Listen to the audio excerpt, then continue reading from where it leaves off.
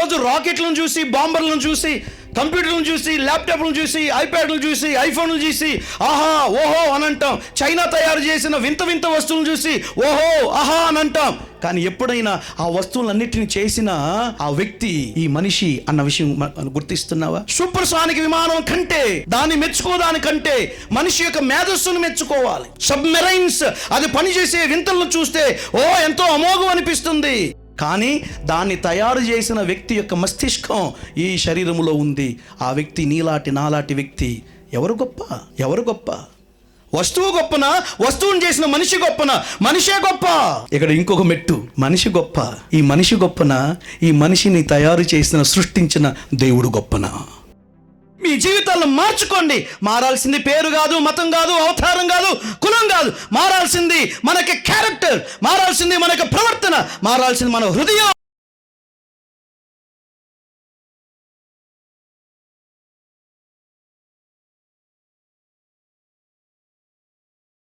క్రీస్తు సత్య సువార్త సభలకి నన్ను ప్రేమతో ఆహ్వానించిన మీ దైవజనులు, నా సహచర దైవజనులు బ్రదర్ పి బాలసుందర్రావు పాస్టర్ గారికి ప్రత్యేకమైన వందనాలు తెలియజేస్తున్నాను.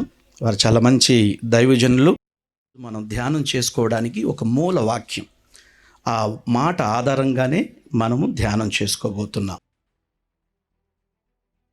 26 చిన్న పుస్తకాలు కలిగిన మహా గొప్ప గ్రంథం బైబిల్ గ్రంథం. ఈ బైబిల్ గ్రంథం ప్రపంచములోనే అత్యధికముగా ఉన్న అనేక గ్రంథాల్లో ఎక్కువ ముద్రించబడుతున్న గ్రంథం ఏదంటే బైబిల్ గ్రంథం. ప్రపంచములోనే పండితులైనా పామరులైనా ఎవరైనా కానీ ఎక్కువ శాతం ముట్టుకున్న గ్రంథం ఏదైనా ఉందంటే అది బైబిల్ గ్రంథమే. చదువు రాని వారు బైబిల్ని దగ్గర పెట్టుకొని ఉంటారు. రేపో మాపో చనిపోయే పరిస్థితుల్లో ఉన్నవారు కూడా ఆసుపత్రిలో తలగడ కింద బైబిల్ పెట్టుకొని ఉంటారు. ఎంతటి గొప్ప శాస్త్రవేత్తలైనా బైబిల్ను చదవకుండా శాస్త్రవేత్తలు కాలేదు కూడా.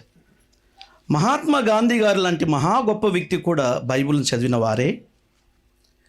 బైబిల్లో ఉన్న యేసుక్రీస్తుని గురించి వారు కొన్ని మాటలు చెప్పిన వారే. నా మాటలో సారాంశం ఏంటంటే ఈ బైబిల్ అంత గొప్పది. మరో మాట చెబుతున్నాను. 2వ ప్రపంచ యుద్ధానికి కారకుడైన, మహాక్రూరుడైన, చరిత్రలోనే అత్యంత మూర్ఖుడుగా గుర్తించబడిన Hitler, the cruel man, Germany నియంత, అతను ఒకసారి శపథం చేశాడు. ఏమన్నాడు తెలుసా?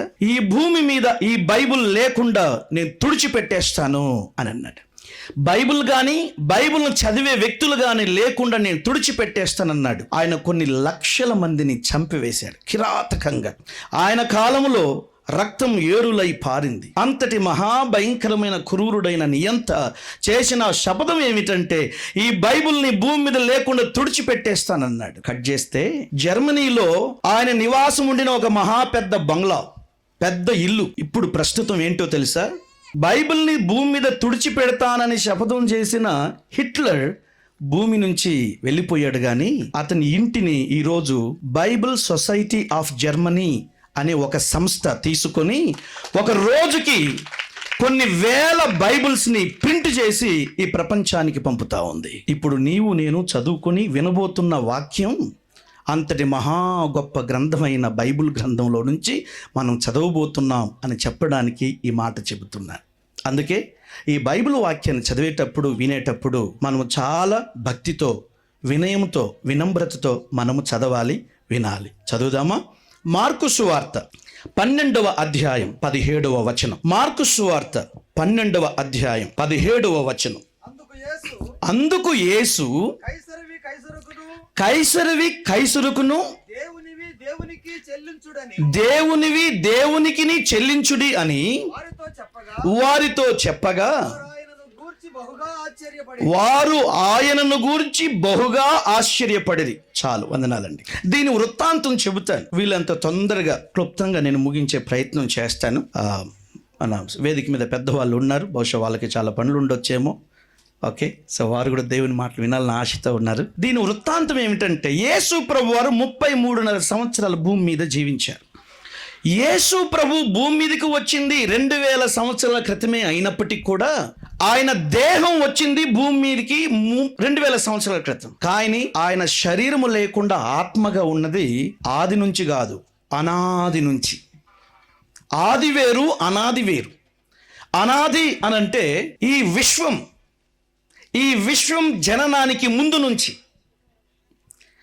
ఈ విశ్వం ఎప్పుడు పుట్టింది?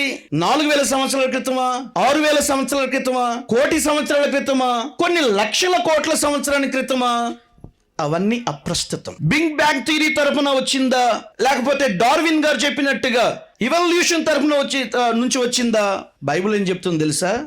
ఎప్పుడు ఇది జరిగిన, అది కోట్ల సంవత్సరాల క్రితం కావచ్చు, లక్షల సంవత్సరాల క్రితం కావచ్చు, వేల సంవత్సరాల క్రితం కావచ్చు, ఈ విశ్వానికి పుట్టుకకు మునుపు నుంచే యేసు క్రీస్తు దేవుడుగా ఉన్నాడు. ఆయన ఉనికిలో ఉన్నాడు. యేసు అని పేరు ధరించి వచ్చిన ఆ శరీరానికి మాత్రమే 2000 సంవత్సరాల వయసు. కానీ దేవునికి వయస్సు లేదు. దేవునికి వయసు లేదు.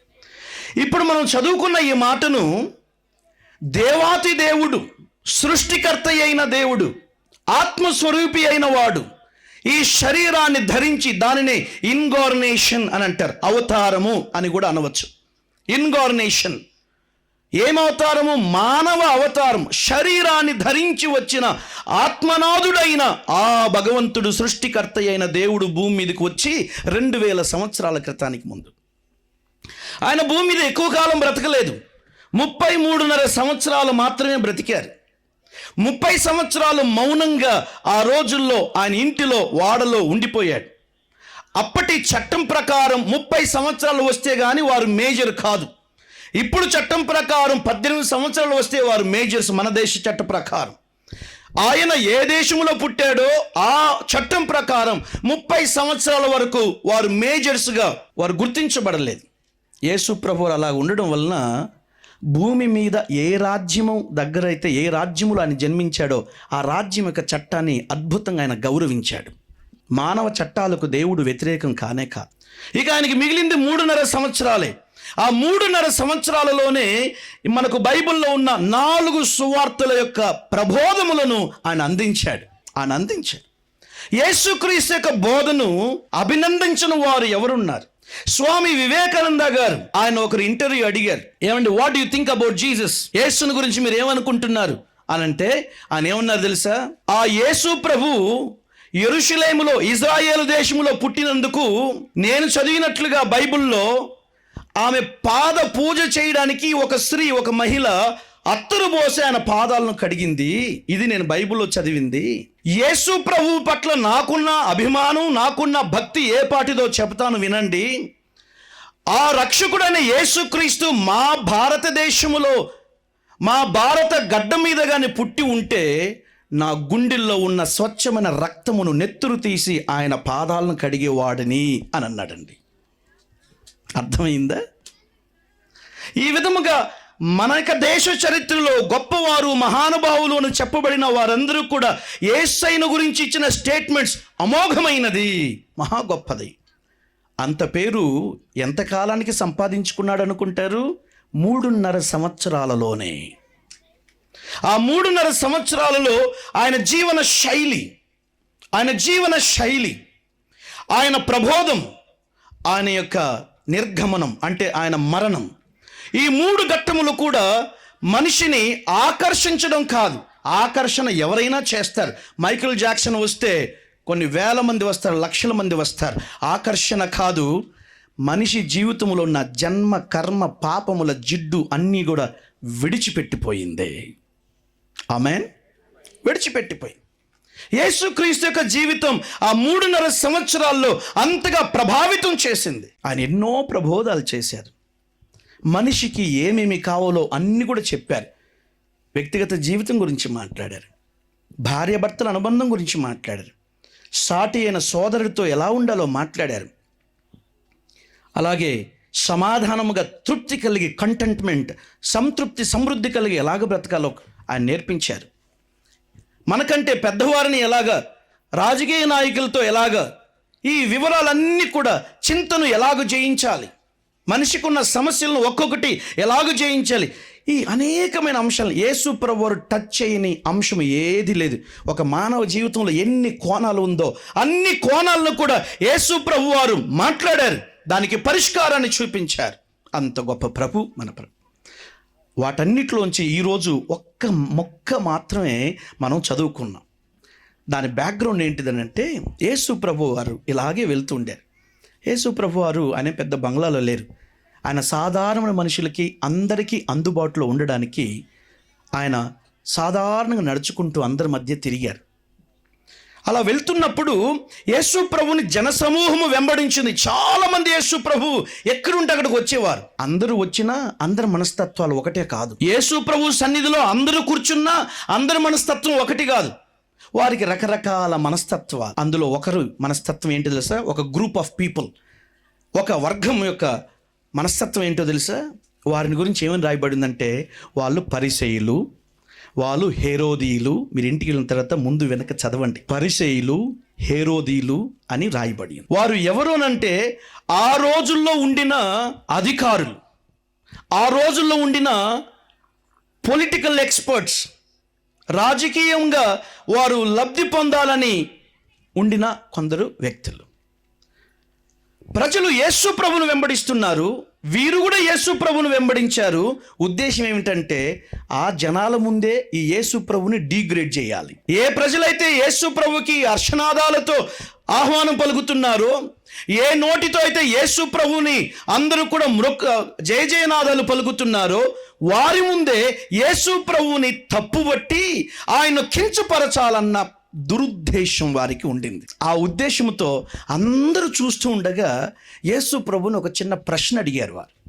అక్కడ ఏమని రాయబడిందంటే యేసు ప్రభుని చిక్కులో పడవేయాలని, in order to trouble him, ఆయనను ఇబ్బంది పెట్టాలన్న ఉద్దేశంతో, తెలుసుకోవాలి నేర్చుకోవాలన్న ఉద్దేశం కాదట, యేసు ప్రభువుని కాస్త చిక్కులో పెట్టాలన్న ఉద్దేశంతో అందరూ చూస్తూ ఉండగా ఒక ప్రశ్న అడిగారు, ధర్మ సందేహం అడిగారు.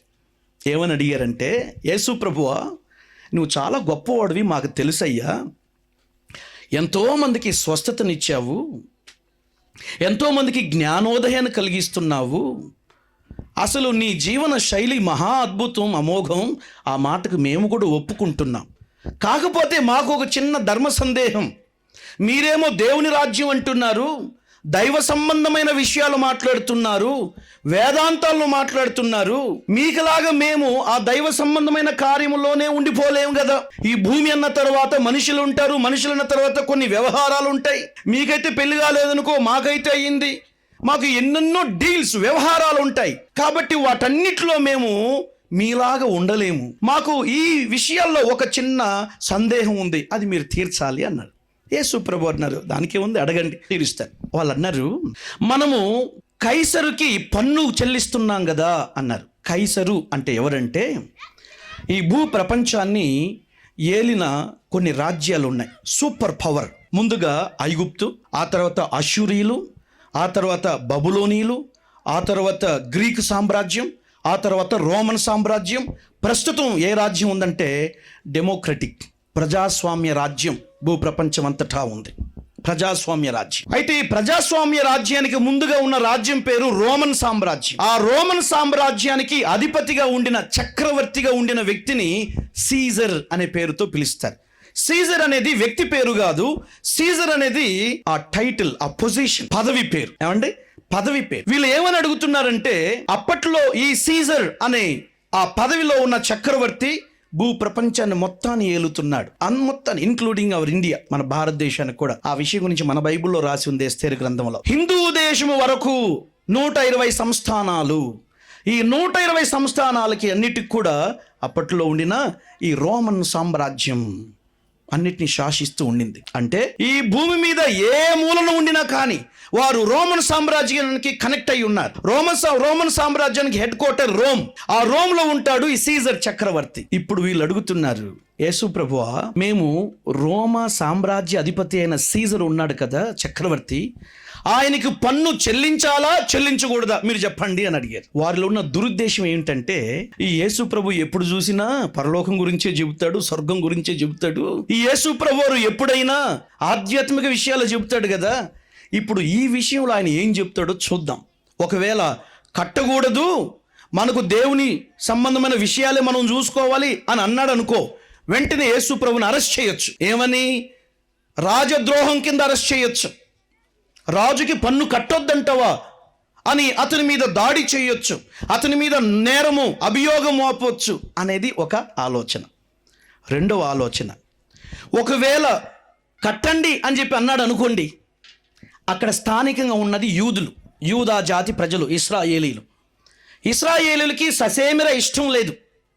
ఒక రాజు క్రింద మా దేశం ఉండడం ఏంటి, మా రాజ్యాన్ని మేమే పరిపాలించుకోవాలి, ఎవరో వచ్చి మమ్మల్ని అజమాయిష్టనం చేయడం ఏమిటి, మమ్మల్ని అణగదొక్కడం ఏమిటి, మేము కష్టపడి సంపాదించిన డబ్బుల్లో నుంచి ఆయనకు పన్ను చెల్లించడం ఏంటి అన్న ఒక హేయ భావం, వ్యతిరేక భావం అక్కడ ఉన్న స్థానిక ఇశ్రాయేలీలలో ఉంది.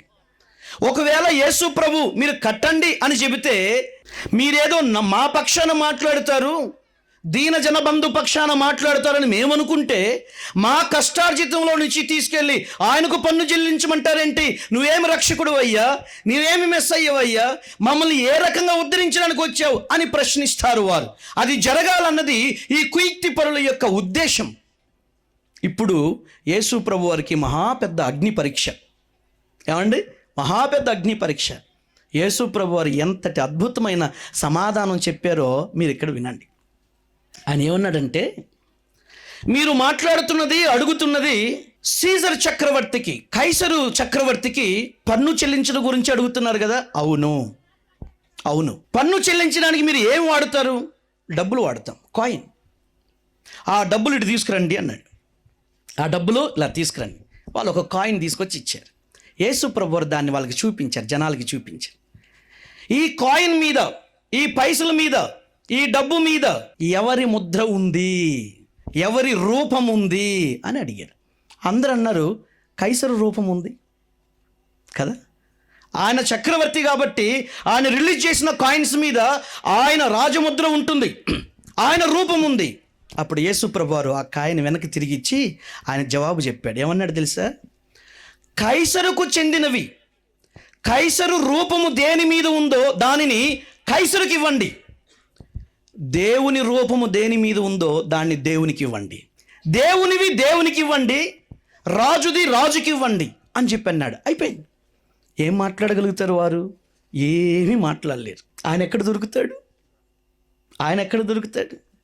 సరే, యేసు ప్రభు ఏమైనా అక్కడ చాలా డిప్లొమాటిక్గా మాట్లాడా అంటే కాదు, వాస్తవం మాట్లాడారు. ఇప్పుడు మరో 10 నిమిషాల్లో దాంట్లో ఉన్న అర్థం ఏంటిదో మనం గ్రహించబోతున్నాం. ఆ తర్వాత చివరి ప్రార్థన చేసుకోబోతున్నాం.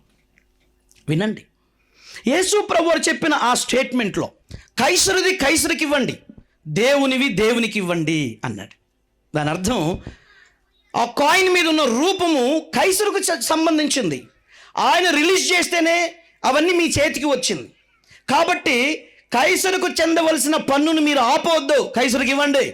దాంతోపాటు వేరొకటి కూడా ఉంది, దేవునికి సంబంధించింది కూడా ఒకటి ఉంది, దానిని కూడా మీరు దేవునికి ఇవ్వండి. ఇక్కడ మరింత లోతుగా వెళ్ళేంత సమయం నాకు లేదు.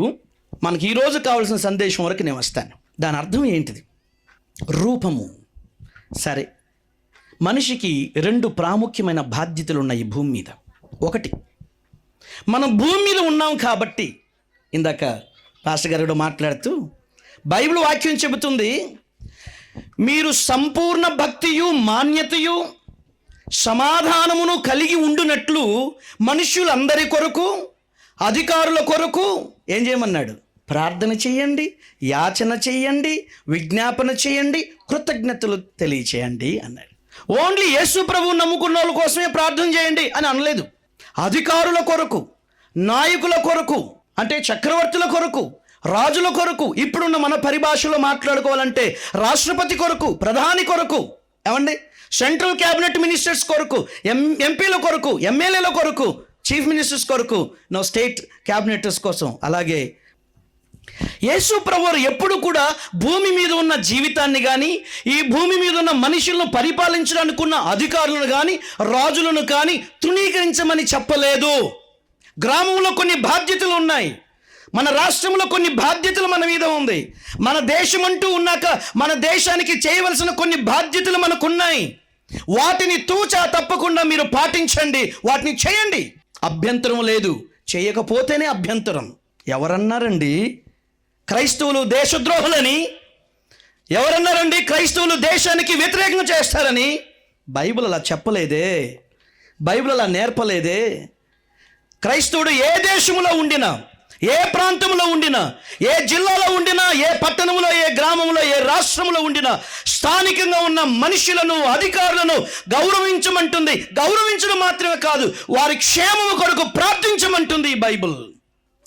సగం మిడిమిడి జ్ఞానాన్ని బైబిల్ నుంచి తెలుసుకొని అనార్థాలు, అపార్థాలు అంటగట్టడం మానవ జీవితానికి సమంజసమైంది కాదు. ఇదిగో ఇక్కడ యేసు ప్రభువారు చెబుతున్న వాక్యాన్ని మీకు చదివి వినిపించాను. క్రైస్తవులైన మనము కూడా ఈ లోక సంబంధమైన మానవ సంబంధాన్ని, మానవ బంధాన్ని తెంపుకోమని వాక్యం చెప్పలేదు. వారి పట్ల నువ్వు చేయవలసిన వాళ్ళకి ఇచ్చేసే. వాళ్ళకి ఇవ్వాల్సిన గౌరవాన్ని వాళ్ళకి ఇవ్వు, వాళ్ళకి ఇవ్వాల్సిన మర్యాదను వాళ్ళకి ఇవ్వు. నువ్వు చేయవలసిన బాధ్యతలు కొన్ని ఉంటాయి, వాటిని తూచా తప్పకుండా నువ్వు పాటించాలి. యేసు ప్రభు నమ్ముకున్నంత మాత్రాన అన్నిటిని దులిపేసుకుని వదిలేయాలని లేదు. That's what Jesus says. నువ్వు చేయవలసిన కర్తవ్యాలు కొన్ని ఉన్నాయి. ఆ మాటకు వస్తే, యేసు ప్రభువుని నమ్ముకున్న వ్యక్తి మరి ఏ ఇతరుల కన్నా ఎక్కువ బాధ్యత కలిగి ఉండాలి. ఎందుకో తెలుసా? అన్ని విషయములలో, ఈ భూమిని కాపాడడం విషయంలో, ఈ వాతావరణాన్ని కాపాడడం విషయంలో, ప్రాణులను కాపాడే విషయంలో. ఎందుకో తెలుసా?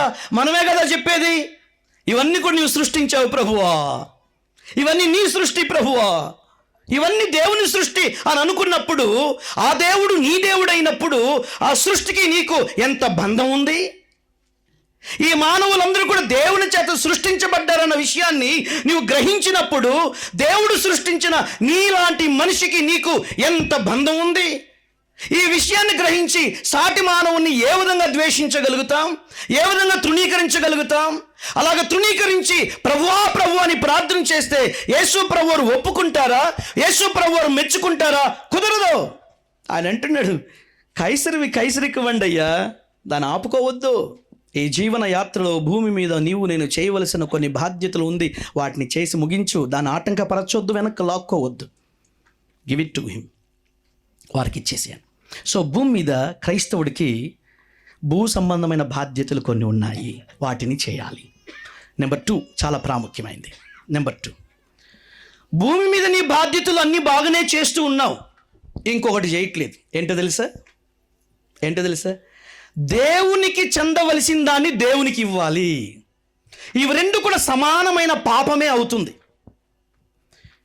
మానవ బాధ్యతలు మాత్రం నిర్వర్తించి దైవ సంబంధమైన బాధ్యతలు నిర్వర్తించకపోతే నీవు పాపిగా గుర్తించబడతావు, దుర్మార్గుడుగా గుర్తించబడతావు.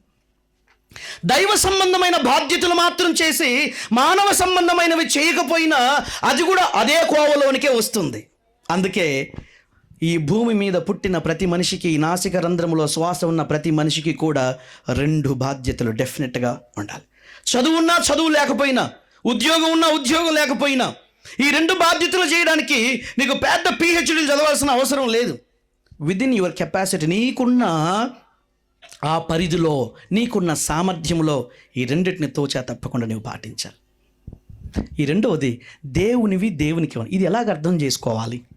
సరే, పైసలు అయితే ఏమండి, దాని మీద ఎవరి ముద్ర ఉంటుందో. ఇప్పుడు మనకి పాన్ కార్డు, ఆధార్ కార్డు ఇవన్నీ ఉంటాయి, దాని కింద రాసి ఉంటుంది. ఏంటో తెలుసా? This is government property. అదే గవర్నమెంట్ ప్రాపర్టీ. పాస్పోర్ట్ ఉంటుంది, ఇది ఎవరైనా ఎక్కడైనా దీన్ని పోగొట్టుకుని ఎవరికైనా దొరికితే దాన్ని తీసుకొచ్చి వాళ్ళు గవర్నమెంట్ ఆఫ్ ఇండియాకి ఇవ్వాలి. అలాగే డబ్బులు కూడా RBI, ఏమండి, Reserve Bank of India, it belongs to RBI. Dollar అయితే it's Reserve Bank of America. ఇలాగా ఏ దేశానికి సంబంధించి అది వాళ్ళది. కైసరు బొమ్మ రూపం ఉంది కాబట్టి కైసరిది. మన కరెన్సీ మీద మన గాంధీ పితాది, మన గాంధీ మహాత్మునిది ఉంది కాబట్టి అది మన దేశంది. మరి దేవునివి దేవునికి ఇవ్వమన్నాడే, దేవుని ముద్ర ఎక్కడ ఉంది? దేవుని రూపం ఎక్కడ ఉంది? దేవుని రూపం ఉన్న డబ్బులు ఏదైనా ఉందా? దేవుని రూపం ఉన్న మరి ఏదైనా వస్తువు కానీ, జీవి కానీ ఈ భూమి మీద ఏదైనా ఉందా? ఉంటే దాన్ని దొరకబట్టాలి, అది తీసుకెళ్ళి ఎవరికి ఇవ్వాలి? దేవునికి ఇవ్వాలి. అప్పుడు నీవు భూమి మీద సమాధానముతో దీవెనకరంగా జీవించగలుగుతావు. ఇప్పుడు మొదటిది కింద మీద పడి చేస్తున్నాం, నయానో భయానో చేస్తున్నాం. ఏంటి? మనుషులకు చేయవలసిన బాధ్యతలు, రాజ్యానికి చేయవలసిన బాధ్యతలు, సమాజానికి చేయవలసిన బాధ్యతలు. ఇక రెండో విషయం మనం మాట్లాడుకోవాలి. ఆ విషయం నీకు తెలిస్తే ఈ సభల యొక్క ఉద్దేశం సంపూర్తి అయినట్టే. నీవు ధన్యజీవి అవుతావు. మరి దేవుని రూపము ఎక్కడ ఉంది? ఏమండి, దేవుని రూపము ఎక్కడ ఉంది? ఈ దేవుని రూపము ఉందని చెప్పి చాలామంది పెద్ద పెద్ద గుడులు, గోపురాలు, ఏమండి, లేకపోతే మన క్రైస్తవ చర్చిస్ చూడాలి కొన్ని, ఏమండి, ఆ టవర్స్ చూడాలి ఎంతంత పెద్దదో.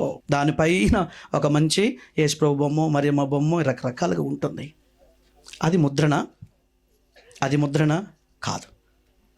దీనికి వివరణ మనం ఇవ్వకూడదు. బైబిల్కి అర్థాన్ని బైబిలే చెప్పాలి. బైబిల్కి అర్థాన్ని బైబిలే చెప్పాలి, మనం కాదు అర్థం చెప్పాల్సింది. ఇప్పుడు చదువుదాం. దేవుని ముద్ర లేకపోతే దేవుని యొక్క రూపము, ఆయన రూపము ఎక్కడ ఉంది? ఆ రూపం ఎక్కడ ఉందో అవన్నీ దేవునివి. న్యాయమే కదండి. డబ్బుల మీద ఎవరి ముద్ర ఉంటే, ఎవరి రాజముద్ర ఉంటే అది వాళ్ళకి సంబంధించింది. దాన్ని మనం వాడుకోవాలంతే, ఓన్ చేసుకోవడానికి లేదు. మరి దేవుని ముద్ర ఉంటే దేవునికి చెందిందే కదా. దేవుని ముద్ర ఎక్కడ ఉంది? అందరూ బైబిల్ తెరిచి ఇప్పుడు చదవండి. ఆదికాండము 1వ అధ్యాయము 27, 28 వచనాలు. దేవుడు తన స్వరూపమందు నరుని సృజించెను. చాలండి. దేవుడు తన స్వరూపమందు, రూపమునందు, ఏ రూపమునందు? స్వరూపమునందు, తన రూపమునందు నరుని సృజించెను. ఏమండి, దేవుని రూపం ఉందా భూమి మీద? దేవుని రూపం ఉందా? రూపాయి బిళ్ళ మీద రూపము ఎవరిది ఉంటే ఆ రూపాయి బిళ్ళ వాళ్ళదే, ఆ దేశానిది. అవునా? మరి దేవుని రూపము ఎక్కడ ఎవరిది ఉంటే, ఎవరి మీద ఉంటే అది దేవునికి చెందాలి కదా. ఇది న్యాయమే కదా. డబ్బుల విషయం కాడికి వస్తేనేమో ఇది కైసరిది, కైసరికే చెందాలి, ఏమండి అని అంటాం. ఇది మా యజమానుడిది, మా యజమానికే చెందాలి అని అంటాం. ల్యాండ్ పేపర్స్ ఉంటాయి, ఏమండి, భూములో ఏమంటారు, ఈ పేపర్స్ ఉంటాయి. దాని మీద ఎవరి ముద్ర, ఎవరి సంతకం ఉంటుందో అది వాళ్ళకే చెందుతుంది. అది వాళ్ళకే అది న్యాయం కూడా. ఇతరులది నీ దగ్గర ఉంటే అది దొంగతనం అవుతుంది, నేరం అవుతుంది, మోసం అవుతుంది. అది క్రిమినల్ యాక్ట్ కింద నీ మీద కేసు పెట్టి నీకు జైలు శిక్ష పడి చేసేంతటి అధికారం అవతల వాళ్ళకు ఉంది. ఇప్పుడు ఇక్కడికి వద్దాం. దేవుని వాక్యం అంటుంది, దేవుడు తన స్వరూపమందు నరుని సృజించెను. ఈ భూమి మీద దేవుని రూపం ఎక్కడైనా ఉంది అని అంటే అది గుడి గోడల మీద, చర్చి శిలువ మీద కాదు. అర్థమైందండి? దేవుని రూపము ఎక్కడ ఉందయ్యా అని అంటే అది కొండల మీద చెక్కబడింది కాదు. దేవుని రూపం ఎక్కడ ఉందయ్యా అంటే అది చెక్కల మీద చెక్కబడింది కాదు.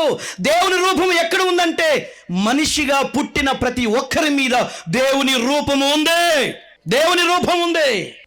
ఆ మనిషి పొట్టోడైనా పర్వాలేదు, పొడవాటోడైనా పర్వాలేదు. ఆ మనిషి నాకులాగా నల్లగా ఉన్నా పర్వాలేదు, మీకులాగా తెల్లగా ఉన్నా పర్వాలేదు.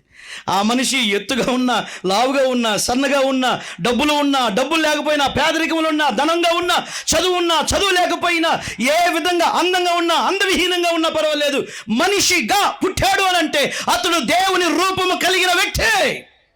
అది బైబిల్ చెప్తుంది. బైబిల్ చెప్తుంది. కులాల పేర్లు నువ్వు పెట్టుకోవచ్చు, మతాల పేర్లు నువ్వు పెట్టుకోవచ్చు.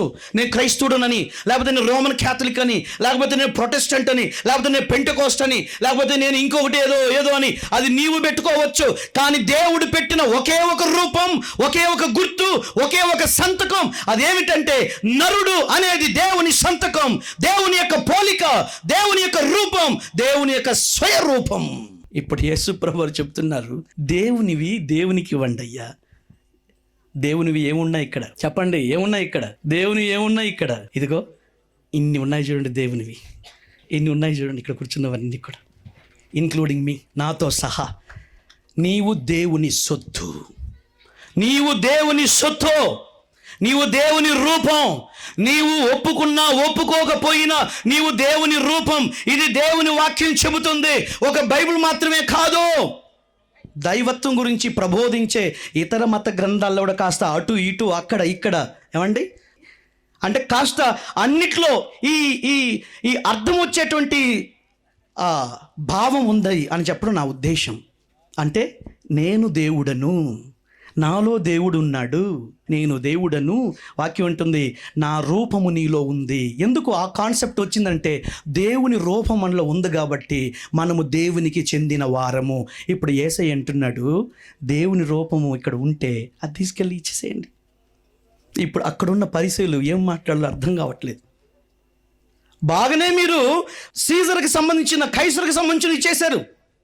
50% నువ్వు రైట్, ఇంకొక 50% ఉందిగా దేవునికి సంబంధించింది నువ్వు ఇవ్వాలిగా. అది నువ్వు ఇవ్వాలని చెప్పడానికే ఈ సభలు, అది నువ్వు ఇవ్వాలని చెప్పడానికే నాలాంటి వ్యక్తులు చదువుకున్న రోజులను యవన కాలంలో ఈ యేసు ప్రభు కోసం మా జీవితాన్ని అంకితం చేశాం. ఈ సత్య సువార్తను ప్రకటించాలని అంకితం చేశాం. ఎన్ని కష్టాలు వచ్చినా, ఎన్ని ఇబ్బందులు వచ్చినా ఈ సత్య సువార్తను 10 మందికి పంచాలి. ఇది తెలియకుండా ఎంతోమంది నాశనం అయిపోతున్నారు. ఇది తెలియకుండా ఎంతోమంది మతం అనో, కులం అనో, వర్గం అనో, స్థాయి అంటూ ఏదోదో చెప్పుకొని వారి జీవితాన్ని భ్రష్టు పట్టించుకుంటున్నారు. ఈ యొక్క మనోనేత్రములు వెలిగించాలన్నదే దేవుని యొక్క వాక్య ఉద్దేశం. ఈ మీటింగ్లో కూడా అందుకొరకే నాలాంటి వారు ప్రభువు నమ్ముకొని ఈ సువార్త ప్రకటించడానికి వచ్చిన వారు ఇందుకోసమే వచ్చాం. ఏ విధంగా ఇవ్వాలి మనం దేవునికి చెందినవి దేవుని 2 రకాలుగా ఇస్తారు ప్రతి మనిషి కూడా. ఏంటో తెలుసా? చనిపోగానే మనిషిని తీసుకెళ్ళి అప్పచెప్తారు. ఏమండి? అయితేనా దహనకాండ చేస్తారు, లేదా పొట్టు చేస్తారు. 2 ఏదో ఒకటి చేస్తారు. అవునా? దాంతో క్రైస్తులో మనం ఆ సమాధి కార్యక్రమం చేసేటప్పుడు మీరు వినే ఉంటారు. మట్టికి మట్టిగాను, బూడిదకు బూడిదిగాను, నీ ఆత్మను దేవుని యొద్దకి, నీ శరీరాన్ని భూమికి నేను అప్పచెబుతున్నాను అని స్టేట్మెంట్ ఇచ్చి మనం క్లోజ్ చేస్తాం. అది ఒక రకంగా అప్పచెప్పడం. దేహాన్ని అప్పచెబుతున్నాం, దేహాన్ని భూమికి అప్పచెప్తున్నాం. ఇది పంచభూతాల నుంచి వచ్చింది కనుక పంచభూతాలకి దీన్ని అంకితం చేస్తున్నాం అన్న కాన్సెప్ట్తో దాన్ని మనం అప్పచెప్తూ ఉంటాం. కానీ రెండవదిగా మనం దేవునికి ఇవ్వాల్సిన తీరు ఏంటిదంటే అది కాదు. అది నువ్వు ఇస్తున్నట్టు కాదు. ఇక నువ్వు 2-3 రోజులు ఉండేవనుకో, నీ శరీరం ఉండనుకో, కంపు కొడుతుంది. ఏమంటారండి? మమ్మీ, డాడీ, అంకుల్, ఆంటీ, చిన్నమ్మ, పెద్దమ్మ, చిన్నాన్న, పెద్దనాన్న అని పిలుస్తున్న వారందరూ కూడా చనిపోగానే బాడీ వచ్చిందా, పీనుగా వచ్చిందా, శవం ఉందా, తీసేశారా, ఇలాగంటారు. అంతకుముందు నమస్తే ఎంతో రెస్పెక్ట్గా లేచి నిలబడిన వాళ్ళు, వచ్చిన కాఫీ టీ ఇచ్చిన వాళ్ళు, మనుషులు తీసుకుంటామనే వాళ్ళు, కాస్త బూది నీళ్ళు రాదని చెప్పిన వాళ్ళు చనిపోగానే ఏమంటారు? పీనుగా, డెడ్ బాడీ, శవం. ఇంకా తీయలేదా? ఎప్పుడు తీస్తారు? 2 రోజులైతే వాసన వచ్చేదు అని ఈ శరీరం గురించి పిలుచుకుంటారు. ఆ స్థితిలో ఉన్నప్పుడు నేను తీసుకెళ్ళి దేవునికి అప్పచెప్తున్నానంటే నిన్ను దేవునికి ఇచ్చినట్టు ఎట్లా అవుతుంది? బతికున్నప్పుడేమో పన్నులు నువ్వు కడతావు, ఏమండి, రాజ్యానికి, డిపార్ట్మెంట్కి. కానీ బ్రతికున్నప్పుడు నీ జీవితాన్ని నేను సృష్టించిన సృష్టికర్త అయిన దేవునికి ఇవ్వవా? ఇవ్వకపోతే అది న్యాయం అవుతుందా? నువ్వు దేవునికి ఇవ్వాలి, నీ జీవితాన్ని దేవునికి ఇవ్వాలి. ఈ భూమి మీద మనిషిగా పుట్టిన ప్రతి ఒక్కరు కూడా దేవుని యొక్క రూపమును ధరించి ఉన్నాడు. అందుకే బైబిల్లో ఉన్న ఒక శ్రేష్టమైన the golden verse of the Bible ఏంటిదంటే, నిన్ను వలె నీ పొరుగు వాన్ని ప్రేమించు. That's all. సారాంశం, యేసుక్రీస్తు యొక్క బోధ యొక్క సారాంశం 2 నీ దేవుణ్ణి నీవు ప్రేమించు, రెండోది నీ పొరుగు అని ప్రేమించు. నీ పొరుగు అని అన్నాడు అంతే. నీ పొరుగువాడు ఎవరు అని అంటే ఆ టైంలో ఎవరుంటే వారు, నీ కంటికి ఎవరు కనిపిస్తే వారు. అలా కనిపిస్తే మన ప్రపంచంలో ఎక్కడికి తిరిగినా మనిషి కనిపిస్తే చాలు, అతడే మన పొరుగువాడు. కానీ ఈ రోజుల్లో ఎంత భయంకరం, ఎంత దుర్మార్గం అండి, ఎంత భయంకరం అండి. ఇంటి ముందు అడుక్కోవడానికి వచ్చిన వ్యక్తికి అన్నం పెట్టలేము, కానీ ఇంట్లో ఉన్న కుక్కని కారులో ఎక్కించుకొని, ఏమండి, ఇంట్లో ఉన్న కుక్కని కారులో ఎక్కించుకొని ఒక అతను అంటాడు, చాలా పెద్ద వ్యక్తి, నాతో అంటాడు, ఏమండి బ్రదర్, మా కుక్కను చూసారా, దానికి నెలకి ఎంత ఖర్చు పెడతాను అనుకుంటున్నారు? 15,000 దానికే అవుతుందండి అన్నాడు. 15,000 దానికే అవుతుందండి ఖర్చు అని సగర్వంగా చెప్పాడు. నా కళ్ళ ముందే ఆయన దగ్గర పనిచేసే ఒక వ్యక్తి వచ్చేసి, సారు పాప ఫీజు కట్టాలి సారు అని అంటే, ఎరా నీకు జీతం ఇస్తలేవా? అంతే ఇస్తాం, లేకపోతే వెళ్ళు వేరే వాళ్ళని పెట్టుకుంటాం. ఆయన దండం సార్ అట్లా వెళ్ళిపోయాడు. ఎందుకని ఈ దుస్థితి వస్తూ ఉంది? దేవుని యొక్క హృదయమును అర్థం చేసుకోకపోవడాన్ని బట్టి, ఈ దైవ వాక్కును అర్థం చేసుకోవడాన్ని బట్టి యేసు ప్రభువు చెబుతున్నది ఏంటో తెలుసా? జంతువులు కాదయ్యా ప్రేమించాల్సింది. మంచాన పడ్డ వ్యక్తికి ఒక అరటిపండు ఇవ్వయి అంటే ఇవ్వవు, ఏమండి, జంతువులకు తీసుకెళ్ళి పెడతావు. మంచాన పడ్డ వ్యక్తికి కాస్త పాలు ఇవ్వంటే ఇవ్వవు, కింద మీద పోస్తావు. ఒక గుడ్డ ఆయనకి ఇస్తే నీకు పుణ్యం వస్తుంది కదా, నీ సాటి మనిషి కదా, నీకులాగా ఉన్న వ్యక్తి కదా, ఒక ముక్కు, నోరు, కళ్ళు, చెవులు, కాళ్ళు, చేతులు ఉన్న వ్యక్తి కదా, నీ పోలికలో ఉన్నాడు కదా. నువ్వు పుట్టడానికి మూలం ఏదో, ఆయన పుట్టడానికి కూడా మూలం అదే. ఆయన స్థితి అలా ఉండవచ్చు, కానీ ఇద్దరు మూలం మాత్రం ఒకటే కదా. ఆయనకు అవమానం జరిగితే నీకు అవమానం జరిగినట్టే కదా. మానవ జాతి కదా అని అంటే వినడు ఈ మనిషి. కానీ ఇక్కడ కూర్చున్న మీరందరూ ఈ విషయాన్ని తెలుసుకోవాలని కోరుతున్నాను. దైవజనమా, మన జీవితంలో అత్యంత ప్రాధాన్యం ఇవ్వాల్సింది మానవ జీవితానికి, మన తోటి వ్యక్తికి. వాళ్ళు ఎవరైనా కానివ్వండి, ఏ మతస్థులైనా కానివ్వండి, ఏ కులస్థులైనా కానివ్వండి, ఏ దేశస్థులైనా కానివ్వండి, ఏ రాష్ట్రం వ్యక్తి అయినా కానివ్వండి, విభజనకు వెళ్తే అంతమే ఉండదండి, అంతమే ఉండదు. మేము విదేశాలకి అప్పుడప్పుడు ఇట్లాంటి ప్రబోధాలు చేయడానికి వెళ్ళినప్పుడు అక్కడ ఎవరైనా మన తెలుగు వాళ్ళు కనిపిస్తే చాలు ప్రాణం వచ్చినట్టు అవుద్ది. అమ్మయ్యా, ఏమండి, నేను చెన్నైలో చదువుకున్నాను. అక్కడ కూడా కాలేజీలో ఎవడైనా కొంచెం తెలుగు మాట్లాడితే చాలు, ఇక అంతే, మస్తు సంబరం, వెళ్ళి కలిసిపోతాం వాళ్ళతో. అప్పుడు ఒక చిన్న గ్రూప్ ఏర్పడుతుంది, నాన్ తెలుగు, తెలుగు. సరే, తెలుగు వాళ్ళం కదా అని ఉన్నామే, అందరం కలిసి ఉంటారా? అది ఎక్కడి వరకు, చెన్నైలో ఉన్నంత వరకే. మళ్ళీ తెలుగు బార్డర్లోకి ఎంటర్ అవ్వగానే మా ఊరోడు, మీ ఊరోడు. సరే పోనీ, చివరికి మా ఊరోడు మిగిలాడు కదా, వాడున కలిసి ఉన్నాడంటే మా ఊరికి రాగానే అక్కడ పక్కూరోడు, పొరుగు ఊరోడు. సరే, ఊర్లోకి వచ్చిన తర్వాత కలిసారా అంటే ఆ వాడ, ఈ వాడకు వచ్చిన తర్వాత ఆ కులం, ఈ కులం. ఆ కులంలోనే కలిసి ఉంటారా? ఆ వర్గం, ఈ వర్గం. ఆ వర్గంలో కలిసి ఉంటారా? ఆ ఇంటి పేరు వేరు, ఇంటి పేరు వేరు. సరే, ఒకే ఇంటి పేరులో ఒకే ఇంట్లో ఉండడం కలిసి ఉంటాడా? అలాగ అందులో అమ్మకు ముద్దులు కొడుకు ఒకడు, నాన్నకు ముద్దులు కొడుకు ఇంకొకడు. ఎక్కడండి విభజన అనేది ప్రారంభమైతే దీనికి అంతం ఉండదు. సర్వమానవాళికి యేసు ప్రభు ఒక దేశానికో, ఒక మతానికో, ఒక వర్గానికో దేవుడు కాదండి. ఆయన సర్వమానవాళికి. మనిషి అన్న వ్యక్తి మంచుగడ్డల మీద ఉన్నా, అగ్నిపర్వతం మీద ఉన్నా, లోయలో ఉన్న శిఖరం మీద ఉండినా, ఎక్కడ ఉండినా కానీ ఆయన ప్రబోధాలు అమోఘమైనది. ఆయన సర్వమానవాళ్ళందరూ కూడా అభినందనీయమైనటువంటి మార్గమును సూచించారు యేసు ప్రభు వారు. మనిషిని ప్రేమించాలి, దట్స్ ఆల్. మనిషిని గౌరవించాలి, దట్స్ ఆల్.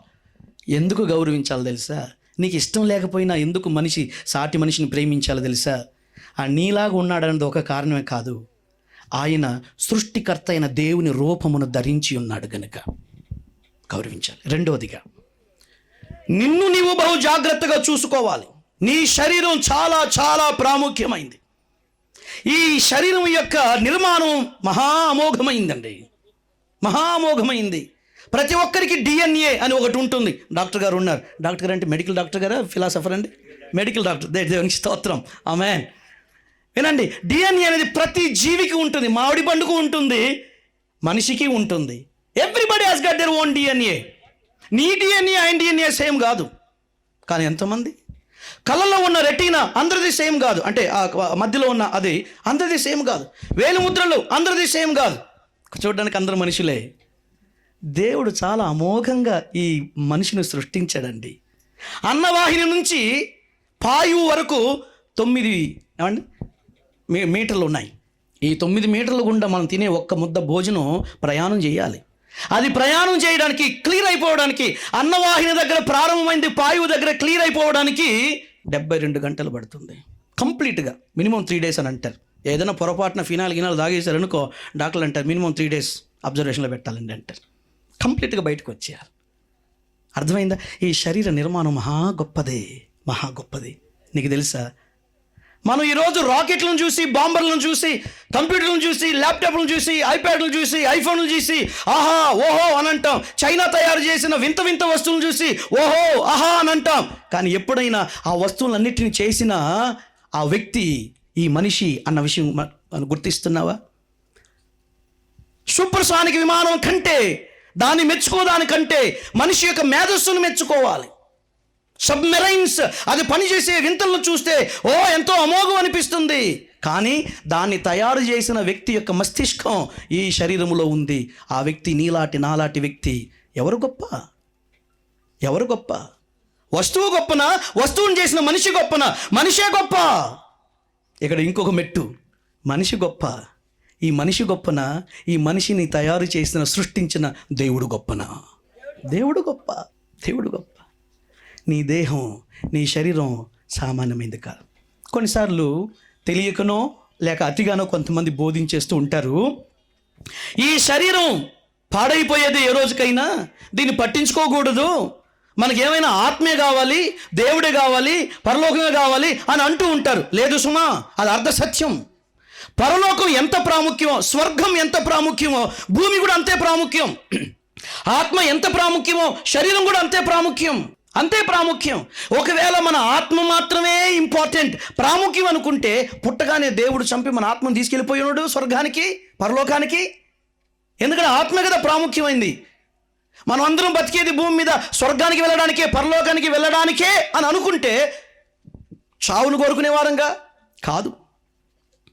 అంతిమంగా మనకు పరలోకం ప్రాముఖ్యమే, తాత్కాలికంగా భూమి కూడా అంతే ప్రాముఖ్యం. ఈ భూమి మీద నీవు కొనసాగడానికి శరీరం అవసరం, పరలోకములో నీవు ఉండడానికి, స్వతంత్రించుకోవడానికి ఆత్మ అవసరం. అందుకోసం గాను ఈ దేహమును ఈ భూమి మీద ఉన్నన్ని రోజులు బహు అద్భుతంగా నీవు కాపాడుకోవాలి. ఈ కారణం చేతనే తాగొద్దు అని అంటాం, ఈ కారణం చేతనే నీ దేహాన్ని పాడు చేసుకోవద్దు అని అంటాం, చెడ్డ పనులు చేయవద్దు అని అంటాం, వ్యభిచారం చేయవద్దు అని అంటాం, దొంగిలించవద్దు అని అంటాం, మోసం చేయొద్దు అని అంటాం. ఇవన్నీ చెబితే అబ్బో పెద్ద భక్తులు దిగి వచ్చేసినారు వీళ్ళు క్రైస్తవులు, విశ్వాసి మహా దిగి వచ్చేసిన పరలోకంలో నుంచి. ఏమండి వెటకారమా? వాస్తవం అది. ఆ మధ్య ఒక వ్యక్తిని కొన్ని సంవత్సరాల క్రితం నేను చూశాను. ఎప్పుడు చూసినా ఇంత నోట్లో గుట్కాలు పెట్టుకొని నవ్వులుతూ ఉండేవాడు. దగ్గర కూడా వెళ్ళాం, అంత భయంకరమైన దుర్వాసన. అతను అన్నాడు, ఇవన్నీ మానేవయ్యా అని అంటే వెటకారంగా, మీకేం తెలిసి ఇందులో ఉన్న మజా అన్నాడు. కట్ చేస్తే కొన్ని సంవత్సరాల తర్వాత అతను చుట్టూరా పెద్ద టవల్ పెట్టుకొని తిరుగుతా ఉన్నాడు. ఆయన ఇంకొకరు ఎక్కించుకొని తిరుగుతున్నారు బైక్లో. ఏమైంది, నువ్వు ఫలానా వ్యక్తి కదా అని అంటే మాట వస్తలేదు, ఇట్లా అంటున్నాడు. ఏమైందని పక్కన అడిగితే అన్నాడు, క్యాన్సర్ సార్, క్యాన్సర్ వచ్చింది, ఆపరేషన్ చేశారు, మాట పడిపోయింది. అర్థమైందా? నీ దేహం దేవుడు సృష్టించిన ఆయన రూపం. అందుకే దీన్ని పాడు చేయొద్దు. ఈ రూపాన్ని దేవునికి అప్పజెప్పాలి. చచ్చిపోయిన తర్వాత కాదు, బ్రతికి ఉండగానే.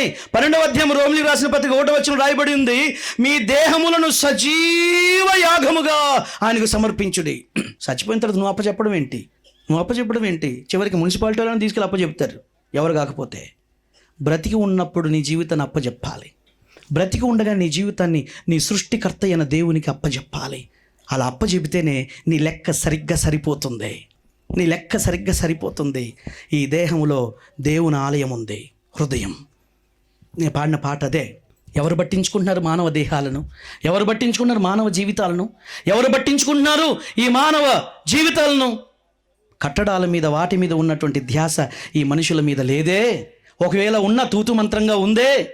కానీ యేసు ప్రభువు అంటున్నారు, దేవుని రూపము మీ మీద ఉంది, దానిని దేవునికి ఇవ్వండి. దేవునికి ఇవ్వడం అంటే ఏంటి? ఒక మాట చదివి మనం ముందుకు ప్రార్థనకి వెళ్ళిపోదాం. చదవండి మాటను. కొలస్సీలకు రాసిన పత్రిక 1వ అధ్యాయము 17వ వచనం, చివరి బైబిల్ వచనం.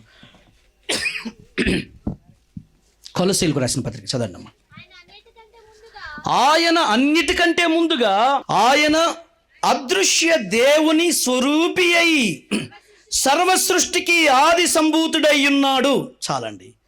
ఆయన అదృశ్య దేవుని స్వరూపి అయి, ఆయన అదృశ్య దేవుని యొక్క స్వరూపి. ఆదికాండం 1:27లో చదువుకున్న, మన స్వరూపమందు నరుని చేదుము అన్నాడు. దేవుడు అనేది వెరీ కామన్ వర్డ్. దేవుడు లేని వాళ్ళు ఎవరున్నారండి ఈ లోకంలో? అందరికీ దేవుడు ఉన్నాడు. కానీ ఇప్పుడు చదువుకున్న ఈ భాగంలో ఆ దేవునికి ఏమైనా పేరుందా? నిన్ను తన పోలిక చొప్పున సృష్టించుకున్న ఆ దేవునికి ఏమైనా పేరుందా అంటే రాయబడి ఉంది, ఆయన అదృశ్య దేవుని స్వరూపము. దేవుడు అనబడిన వాడు కనిపించడు. ఆయన సర్వవ్యాప్తి. ఆయన శరీరము లేని వ్యక్తి, నిరాడంబరుడు. ఆయనకు శరీరం లేదు, అదృశ్యుడు. మరి ఆ దేవుని ఎలా మనం దొరకబట్టాలి? ఆ దేవునికి తీసుకెళ్ళి ఇవ్వండి అని చెప్పి అన్నాడు కదా. మరి ఆయన ఎక్కడున్నాడో తెలిస్తే కదా ఈ దేహాన్ని ఆయనకి ఇచ్చేది. దేహం అంటే జీవితాన్ని ఆయనకి ఇచ్చేది. జీవితం అంటే ప్రాణ, ఆత్మ, దేహము కలిగిన ఈ దేహము, ఈ జీవితము, ఈ మూడు కలిసిన దాన్ని ఆయనకి ఇవ్వాలి. ఎక్కడున్నాడు ఆయన? దేవుడని తెలిసింది, కానీ ఆయనకి ఏమైనా పేరు ఉందా? ఆయనకి ఏమైనా స్థలం ఉందా? ఎక్కడ ఉంటాడు ఏంటో తెలిస్తే ఆయనకి తీసుకెళ్ళి ఈ జీవితాన్ని అర్పించుదాం. ఇక్కడ వాక్యం అంటుంది, ఆయన అదృశ్య దేవుని యొక్క స్వరూపమై ఉన్నాడు. ఎవరు ఆయన అనంటే యేసుక్రీస్తు. గట్టి జబ్బలు కొట్టండి, ఆమేన్. ఎవరు ఆ వ్యక్తి? ఎవరు ఆ సృష్టికర్త? ఇప్పటి వరకు మర్మయుక్తంగా మాట్లాడుకుంటూ వచ్చిన దేవుడు సృష్టికర్త ఎవరు అనంటే బైబిల్ చెబుతుంది, ఆ సృష్టికర్త ఎవరో కాదు, ఆ దేవుడు ఎవరో కాదు, నిన్ను తన పోలిక చొప్పున నిర్మాణము చేసుకున్నది, సృష్టించినది ఎవరో కాదు, ఆయన పేరే యేసుక్రీస్తు. ఇప్పుడు న్యాయం జరగాలంటే ప్రాణ ఆత్మ దేహములున్న నీవు ఎవరికి సమర్పించుకోవాలి? నిన్ను యేసు ప్రభుకి సమర్పించుకోవాలి. యేసు ప్రభుకి సమర్పించుకోవాలి. అప్పుడే నీ జీవితం దీవెనకరంగా ఉంటుంది. నేను వాడుతున్న మైక్ ఉంది చూడండి. ఈ మైక్ని ఇలాగ పెట్టి వాడుతూ ఉంటే మంచిగా శబ్దం వస్తుంది. శబ్దం వస్తుందా? మీకు వెనుకునే శబ్దం వస్తుందా? మీకు వస్తుందా?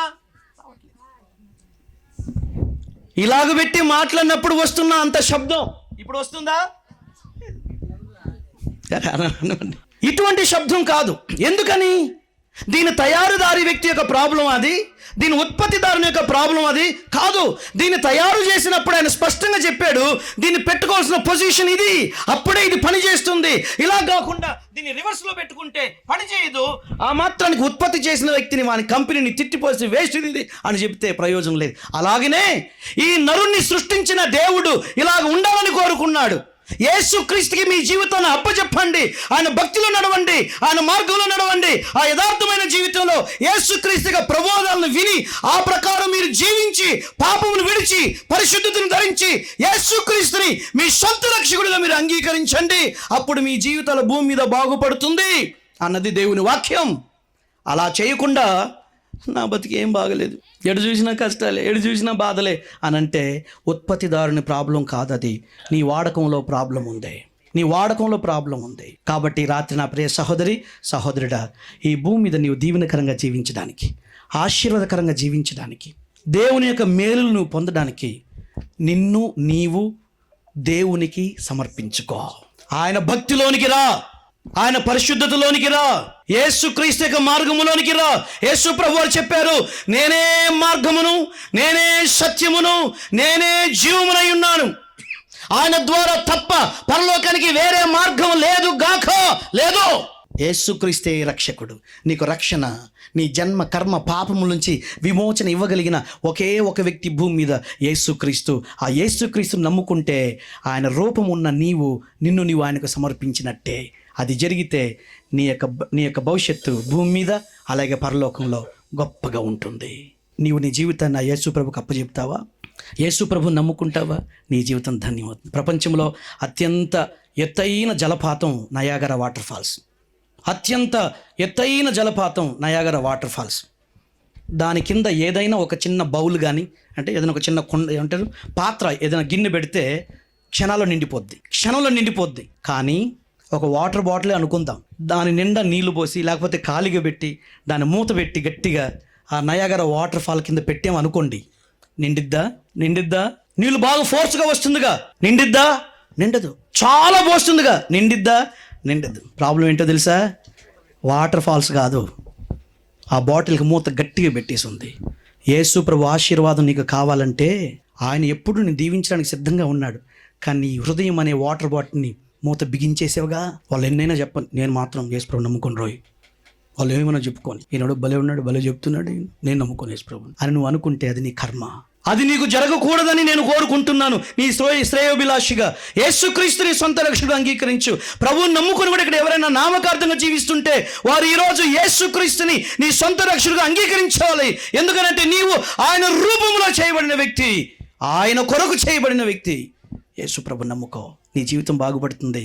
నమ్ముకోవడం అంటే సెలవు గుర్తు వేసుకుని పోవడం కాదుండోయ్. నమ్ముకోవడం అంటే సెలవు గుర్తు వేసుకొని 4 పైసలు సందాలు వేసి వెళ్ళిపోవడం కాదు. యేసుక్రీస్తు బోధనలు విను. అలా బోధనలు వినడానికి ప్రతి ఆదివారం కూడా బాలసుందరయ్య గారు వారికి ఇంటిలో వారు ప్రార్థన పెడుతున్నారు. ఆ ప్రార్థనకు వెళ్ళండి, వారు చెప్పిన దేవుని మాటలు వినండి, మరింతగా తెలుసుకోండి, ప్రార్థనలో ఏకీభవించండి, మీ జీవితాలను మార్చుకోండి. మారాల్సింది పేరు కాదు, మతం కాదు, అవతారం కాదు, కులం కాదు. మారాల్సింది మనకి క్యారెక్టర్, మారాల్సింది మనకి ప్రవర్తన, మారాల్సింది మన హృదయం. అది జరిగితే నీవు దేవునికి చెందవలసింది దేవునికి ఇచ్చినట్టే. అప్పుడు నీ జీవితం సాఫల్యమవుతుంది. ప్రభు నిన్ను దీవించను గాక. ఈరోజు రాత్రి నేను అడుగుతున్నాను, ఎంతమంది మీ జీవితాన్ని యేసయ్యకి ఇస్తారు? లేచి నిలబడండి. అందరూ కాదు, ఓన్లీ ఎవరైతే మీ జీవితాన్ని యేసయ్యకి ఇస్తానంటున్నారో వాళ్ళు మాత్రం నిలబడండి. ఒక్కరిద్దరైనా పర్వాలేదు. కళ్ళు మూసుకొని ప్రార్థన చేద్దాం. మరొకసారి అడుగుతున్నాను, దేవుని రూపంలో చేయబడిన వ్యక్తి ఈ మనిషి తన్ను తాను దేవునికి సమర్పించుకోవడమే యుక్తమైంది, శ్రేష్టమైంది, న్యాయమైంది. నీ జీవితాన్ని యేసయ్యకి ఇస్తావా? యేసయ్య మార్గంలో నడుస్తావా? ఆయన భక్తిలో జీవిస్తావా? అలా జీవిస్తానని మాట ఇచ్చేవారు పైకి లేచిన బండి మీ కొరకు నేను ప్రార్థించడానికి ఇష్టపడుతున్నాను. అందరూ కళ్ళు మూసుకుందాం, ప్రార్థన చేద్దాం.